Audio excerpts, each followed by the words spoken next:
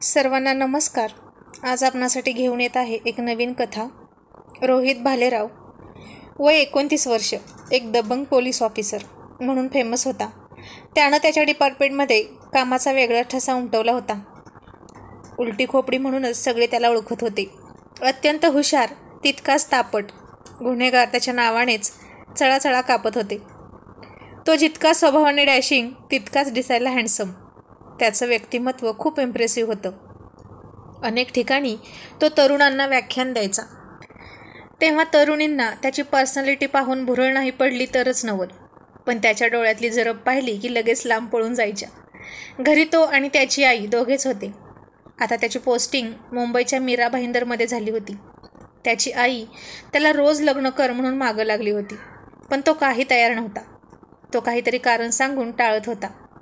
आई सुट्टी नाही मिळत, मनासारखी मुलगी पसंत नाही पडत, यावर्षी नक्की करू. आईनं विचारलं, अरे तुझं कोणावर प्रेम आहे का? तसं असेल तरी सांग. पण तसंही काही नव्हतं. त्याची जिथं जिथं पोस्टिंग होत होती तिथं सगळे गुन्हेगार टरकून असायचे. आणि एक दिवस तो रात्रीच्या 1 वाजता पेट्रोलिंग करत होता. तेव्हा एक मुलगी त्याला रस्त्यावर अत्यावस्थ अवस्थेत सापडली. तिचे कपडे फाटले होते. त्यानं तिला शुद्धीवर आणण्याचा प्रयत्न केला, पण ती इतकी थकली होती की तिला शुद्ध येईना. तिला पोलीस स्टेशनला एकटी सोडून जाणं त्याला योग्य वाटेना. मग त्यानं तिला त्याच्या घरी नेलं. त्याची आई होती घरी. ती 22 वर्षाची तरुणी होती. डॉक्टरांना बोलवलं तेव्हा त्यांनी बेड रेस्ट सांगितली, पण त्याचं पोलिसी डोकं त्याला शांत बसू देत नव्हतं. त्याने डॉक्टरांना त्यांची शंका विचारली, हिच्यासोबत काही गैरप्रकार तर नाही ना घडला? डॉक्टर म्हणाले, नाही, शी इज फाईन, पण तिला फार मोठा धक्का बसला आहे. त्यातून सावरण्यासाठी तिला वेळ लागेल. मग डॉक्टर निघून गेले. तो सुद्धा पोलीस स्टेशनला निघून गेला. आणि दुपारी केव्हा तरी तिला शुद्ध आली. तिचे कपडे पूर्ण फाटलेले होते आणि त्याची आई एकटीच घरात असल्यामुळे मुलींचे कपडे त्यांच्या घरात नव्हते. त्यानं दुपारी आईला फोन केला तिच्या तब्येतीची चौकशी करण्यासाठी. आई, ती शुद्धीवर आली का? हो रे, आता शुद्धीवर आली आहे आणि खूप घाबरली आहे बिचारी. आता भाताची पेज दिली आहे तिला. बोलत काहीच नाही, नुसती शांत बसलेली असते. ऐक ना रोहित बाळा, येताना काही कपडे आण तिच्यासाठी. अंगावरचा ड्रेस खूप फाटला आहे. होय आई, असं म्हणून त्याने तिच्यासाठी काही शॉपिंग केली आणि घरी आला तर ती बेडच्या एका कोपऱ्यामध्ये पोटाजवळ पाय घेऊन घाबरून बसली होती. रोहित जसा जवळ आला तशी ती ओरडायला लागली, दूर व्हा माझ्यापासून, मला काही करू नका, मी पाया पडते तुमच्या.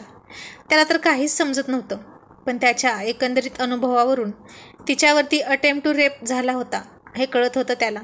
मग तो तसाच बाहेर गेला आणि त्याची आई जवळ आली आणि ती आईच्या पोटाला पकडून रडू लागली. लहान बाळासारखी ती आईला बिलगून बसली होती. आई म्हणाली, अगं घाबरू नकोस, तू इथे सुरक्षित आहेस. हा माझा मुलगा आहे रोहित आणि हा पोलीस ऑफिसर आहे. यानंच तुला इथं आणलं, तेव्हा अजिबात घाबरू नकोस. तरीसुद्धा ती रोहितकडे बघायला अजिबात तयार नव्हती. यांना इथून जायला सांगा असंच म्हणायची आणि रोहित बाहेर गेला. मग 4-5 दिवस झाले ती खोलीतून बाहेर आलीच नाही आणि रोहितनंही तिला पाहिलं नाही. रोहित घरात नसला की ती हळूहळू बाहेर यायला लागली. घराच्या बाहेर तर ती येतच नव्हती, पण घरातली कामं करू लागली, आईला मदत करू लागली. आता ती जरा नॉर्मल झाली होती. ती खूप सुंदर होती. बघता क्षणी कोणालाही तिचा मोह व्हावा अशी आकर्षक होती. पण रोहितने तिला अजून नीटसं पाहिलं नव्हतं आणि तिनंही त्याला पाहिलं नव्हतं. आजही त्याने आईला फोन केला आणि विचारलं की ती कशी आहे का कोणास ठाऊक, पण आता पहिल्यांदा कोणाविषयी तरी ओढ वाटू लागली होती. पण केवळ माणुसकी म्हणून असेल असं म्हणून तो त्याच्या मनाला शांत करायचा. त्याच्या आईलासुद्धा त्याच्यातला हा बदल कळत होता. एरवी कामाच्या प्रेशरमध्ये तो सतत बाहेर असायचा, पण आता न चुकता आईला फोन करून तिच्या तब्येतीची चौकशी करायचा. तीही घरात रुळली होती, पण फक्त आईशी बोलायची.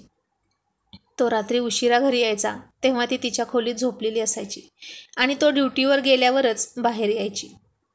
आज तिने हट्ट करून स्वतः सगळा स्वयंपाक केला होता. रोहित म्हणाला, आई आज जेवण वेगळं कसं लागतंय गं, पण छान आहे. अरे मोहिनीनं केलंय, मला काहीच काम करू देत नाही ती. अच्छा, म्हणजे मोहिनी नाव आहे तर तिचं. तिला आठवलं का गं सगळं? अरे नाही, मीच तिला या नावाने हाक मारत असते. तिला तर काहीच आठवत नाही. आई मी जाहिरात देतो, त्यासाठी तिचा फोटो लागेल. तू माझ्या मोबाईलमध्ये तिचा फोटो काढशील का? नाही रे, मला कुठे येतो मोबाईल हातात धरायला. ठीक आहे, मग तिला सेल्फी काढून दे म्हणावं. अरे पण तू काढ ना फोटो. नको, ती पुन्हा घाबरेल मला. ती हे सगळं ऐकत होती किचनमधून. मग तिने सेल्फी काढून दिला. आज सकाळी ती पेपर वाचत असताना तिला त्याचा फोटो दिसला. अट्टेल गुन्हेगार पकडले म्हणून कौतुक होत होतं त्याचं, आणि टी व्हीवर सुद्धा बातमी होती. तसे त्याच्या घरातही बरेच फोटो होते. खूप हँडसम आणि रुबाबदार दिसत होता तो. ती त्याच्या फोटोकडे एकटक पाहत बसली. आई म्हणाली, अगं मोहिनी बाळा, काय पाहतेस? तशी ती भानावर आली. बघ ना, किती देखणा आहे रोहित, कर्तृत्ववान, पण लग्नाचं नावच घेत नाही तो. मी तर थकले आहे सांगून सांगून. आता मी किती दिवस जगणार आहे सांग बरं. स्वभावाने हा असा तापट, पण खूप प्रेमळ आहे बरं का. लोण्यासारखा मऊ आहे. त्याला सांभाळणारी कोणीतरी हवी की नको, तूच सांग बरं. तुझ्या घरचा पत्ता तुला आठवला का? रोहित तुला तुझ्या घरी सोडेल अशी ती म्हणाली. नाही आई, मला काही नाही आठवत. बरं जास्त ताण नको देऊ, आठवलं की सांग. आज आईची तब्येत बरी नव्हती. तिनं औषध देऊन तिला झोपवलं आणि म्हणाली, ते आले की मी जेवण वाढेन, तुम्ही आराम करा. आणि ती रोहितची वाट पाहत बसली. तो उशिरा घरी आला. आज खूप विचित्र केस आली होती म्हणे, त्यातच वेळ गेला. तिला त्यानं पाहिलं. ती डायनिंग टेबलवर डोकं ठेवून झोपली होती त्याची वाट पाहत, आणि खिडकीतून येणाऱ्या मंद वाऱ्यामुळे तिच्या चेहऱ्यावर केस रुळत होते. खूप मनमोहक दिसत होती ती. नावाप्रमाणे तिनं त्याला तिच्या रूपाची मोहिनी घातली होती. तो हळूच तिच्या जवळ गेला. तिच्या केसाची ती बट त्यानं दूर करण्यासाठी हात पुढे केला. इतक्यात तिला जाग आली. तसा तो घाबरला, ततपप करू लागला, आणि ती खूप हसली. तो फार गोंधळला. त्याला वाटलं ती घाबरेल, रडेल, आरडाओरडा करेल. मग ती म्हणाली, इतके डॅशिंग पोलीस ऑफिसर तुम्ही, सगळे गुन्हेगार घाबरतात तुम्हाला. पण पोलीसही घाबरतात कोणाला तरी, हे आजच पाहिलं. आणि तो सुद्धा हसून म्हणाला, कोणाला पण नाही घाबरत मी. आणि तिच्यावर नजर रोखून म्हणाला, फक्त आणि फक्त एकीलाच घाबरतो. तशी ती लाजली आणि म्हणाली, म्हणजे माझी आई, असं तो म्हणाला आणि आईकडे निघाला. नका जाऊ, झोपले आहेत जेवण करून. आत्ताच त्यांना झोप लागली आहे. औषधं दिली? हो. त्याला खूप बरं वाटलं की त्याच्यानंतर त्याच्या घराची, आईची कोणीतरी काळजी घेतंय हे पाहून. ती घराची, आईची खूप काळजी घेत होती हे पाहून तो सुखावत होता. तो जेवण करत होता, पण त्याला जेवण जात नव्हतं. त्यानं विचारलं, तुम्ही जेवलात? हो, पण उद्यापासून थांबेन तुमच्यासाठी. असं एकट्या एकट्याला जेवण जात नाही, हो ना? तो हसून म्हणाला, मोहिनी, सॉरी. ती म्हणाली, असू द्या, चालेल मला. मग तो हसून म्हणाला, ओके. ती म्हणाली, एक विचारू? हो, विचार ना. तुम्ही अजून लग्न का नाही केलं? तो म्हणाला, माझं कोणावर तरी प्रेम आहे आणि माझं लग्न झालं आहे ऑलरेडी. आणि ती थोडी हिरमुसली आणि काहीशा आश्चर्याने थक्क होऊन म्हणाली, काय, लग्न झालं आहे? मग तो हसून म्हणाला, अगं माझी नोकरी, हीच माझी पहिली बायको आहे आणि पहिलं प्रेम. मग ती खूप खळखळून हसली आणि तिला असं हसताना पाहून तो तिच्याकडे एकटक पाहत होता. कितीतरी दिवसातून तिच्या मरगळलेल्या चेहऱ्यावर हसू उमटलं होतं. तुम्ही खूप विनोदी आहात हा. वाटत नाही की इतके मोठे मोठे गुंड तुम्हाला घाबरत असतील. तुम्ही तर खूप रागीट आहात असंच सगळे म्हणतात. अच्छा, म्हणून घाबरत होतीस का मला? अगं ती झाली नाण्याची दुसरी बाजू, ड्युटीवर असतानाची. पण नाण्याची एक बाजू तर घरी असताना असते, तीच असणार ना. मी काय सदा सर्वदा रागात नसतो, आणि ड्युटीवर असताना हसत राहिलो तर गुंड माझ्या गळ्यात गळे घालून फिरतील. ती पुन्हा हसली, म्हणाली, ते कळलं मला, पण एक विचारू, तुम्ही दुसरे लग्न कधी करणार? तो हसून म्हणाला, अगं मी अजून लग्न का करत नाही माहीत आहे का? का? तिनं विचारलं. माझी नोकरी ही अशी रिस्की, रात्री अपरात्री जावं लागतं, रोज उशिरा यायचं, सुट्ट्या खूप कमी. मग आजकालच्या मुलींना हे चालत नाही, त्यांच्या खूप अपेक्षा असतात. आम्हाला तर रविवारी पण सुट्टी नसते. सणादिवशी सगळे आपल्या कुटुंबासोबत असतात आणि आम्ही ड्युटीवर. मग सांग, कोणती तरी मुलगी माझ्याशी लग्न करेल का? आणि जर केलं तरी टिकेल का ते लग्न? सोडून जाईल ना ती. त्यापेक्षा नकोच लग्न करायला. आणि मोहिनी म्हणाली, असं काही नाही, सगळ्याच मुली तशा नसतात, काही समजूतदार पण असतात. अगं पण अशी समजूतदार मुलगी मलाच मिळेल हे कशावरून? तुम्ही शोधायला तर हवी ना. आई तुमच्या लग्नासाठी खूप टेन्शन घेऊन आहेत. आणि मुली पाहण्या अगोदरच तुम्ही अशी नकार घंटा वाजवली तर कसं होईल लग्न? बघू असं म्हणून तो गुड नाईट म्हणून झोपायला गेला. ती रात्रभर त्याचाच विचार करत होती. खरं तर ती त्याला पसंत करू लागली होती. आज त्याच्यासाठी सकाळचा चहा घेऊन त्याच्या खोलीत गेली. तिने तिचे केस धुतले होते. एक क्लिप लावून केस मोकळे सोडले होते आणि तो सुद्धा नुकताच आंघोळ करून आला होता आणि ती त्याच्याकडे लाजून पाहत होती. त्याचा फ्रेश लुक पाहून ती चुळबुळ करायला लागली आणि तिचे चेहऱ्यावर रुळणारे ओले केस, तिच्या शरीराला येणारा परफ्यूमचा सुगंध त्याला वेड लावत होता. चहा, ती म्हणाली. तू बनवलास? हो. तुम्हाला हवा तसा, 1 चमचा शुगर घालून.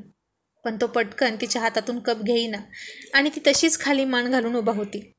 कप घेताना तो तिच्याकडे पाहत होता आणि त्याच्या हाताचा स्पर्श तिच्या हाताला झाला आणि ती लाजून पळून गेली. उद्या गुढीपाडवा होता. त्याने सगळ्यांसाठी नवीन कपडे आणले. आईसाठी साडी आणली आणि तिच्यासाठी सुद्धा. तिला ती साडी खूप आवडली आणि दोघेही एकमेकांकडे चोरट्या नजरेनं पाहत होते. आईच्या लक्षात हे सगळं येत होतं. ती गेली आणि आई म्हणाली, रोहित, मला सुनबाई पसंत आहे. आता कसली वाट बघतोस? सांगून टाक तिला मनातलं आणि कायमची या घरची सुनबाई करून आण. मुलगी खरंच खूप छान आहे रे. आणि तो लाजून हसला. म्हणाला, आई, पण तिच्या घरचे?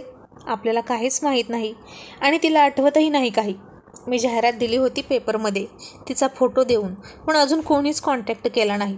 तिचं लग्न झालंय न झालंय तिच्याविषयी काहीच माहिती नाही, म्हणून मी शांत आहे. अरे बहुतेक कोणीच नसेल तिचं म्हणून कोणी नाही आलं. नाहीतर चौकशी केली असती ना एव्हाना तिची. आज गुढीपाडवा होता आणि त्याने ठरवलं की तिला प्रपोज करायचं. त्यानं आणलेली साडी घालून ती खूप सुंदर तयार झाली होती. आईने तर तिची दृष्टच काढली आणि ती म्हणाली, आपण तिघेच आहोत ना इथं, मग कोणाची दृष्ट लागेल मला? आणि आई म्हणाली, माझ्या लेकाची. आणि ती लाजून पळून गेली. म्हणजे तिच्याही मनात त्याच्याविषयी प्रेम होतं. मग त्याने आजच तिला प्रपोज केलं आणि तिनेही होकार दिला. दोघांनी साध्या पद्धतीनं मंदिरात लग्न केलं. ती खूप खुश होती त्याच्यासोबत आणि तो तर स्वर्गसुख अनुभवत होता. आणि काही दिवसांनी दुपारी तिच्या दारावरची बेल वाजली. दारात रोहित आणि सोबत काही मंडळी होती. रोहितचा चेहरा पडलेला होता. तो खूप नाराज होता. त्या लोकांनी रोहितला सगळे पुरावे दाखवले होते, त्यामुळे त्याला खात्री पटली होती की ही मंडळी तिचे नातेवाईक आहेत. ती तिच्या सासरकडची मंडळी होती, सोबत तिचे वडीलही. तिचं लग्न होऊन 1.5 वर्ष झालं होतं. ते दोघे नवरा बायको मुंबई फिरायला आले होते. रात्री काही गुंडांनी त्यांच्यावर हल्ला केला. त्यातच ते वेगळे झाले. तिचा नवरा तिथून पळून गेला आणि ही एकटी गुंडांच्या तावडीत सापडली होती. त्या गुंडांनी तिचे दागिने काढले आणि ती अब्रू वाचवून पळत होती. पळता पळता ती रोहितच्या गाडीखाली आली आणि गुंड रोहितला पाहून पळून गेले. आणि आता ते तिला न्यायला आले होते. आता एकीकडे रोहित आणि दुसरीकडे तिचा पहिला नवरा. ती विचित्र कात्रीत सापडली होती, पण तिला काहीच आठवत नव्हतं. ते सगळे फोटो पाहून क्षणभर तिला चक्कर आली आणि ती बेशुद्ध पडली.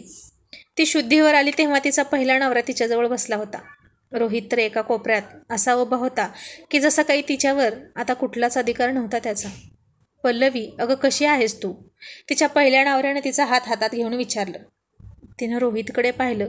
त्याचे डोळे भरले होते पाण्याने, कारण आता ती त्याला सोडून जाणार असंच त्याला वाटलं. तो पाठमोरा उभा होता आणि तिने तिच्या पहिल्या नवऱ्याला दूर ढकलला आणि पळत जाऊन रोहितला मिठी मारली. आणि त्याला काय समजायचं ते तो समजला.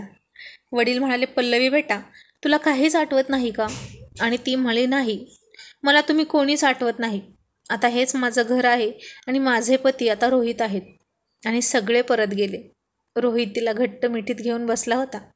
आता मोहिनी रडत होती. तिला सगळं आठवत होतं. वडीलही आठवत होते. पहिला नवरा, पहिलं लग्न, सगळं आठवायला लागलं होतं. पण आता ती गुंतली होती रोहितमध्ये, म्हणून ती आता त्याला कधीच सोडून जाणार नव्हती आणि आयुष्यभर ती सौ मोहिनी रोहित भालेराव म्हणूनच जगणार होती.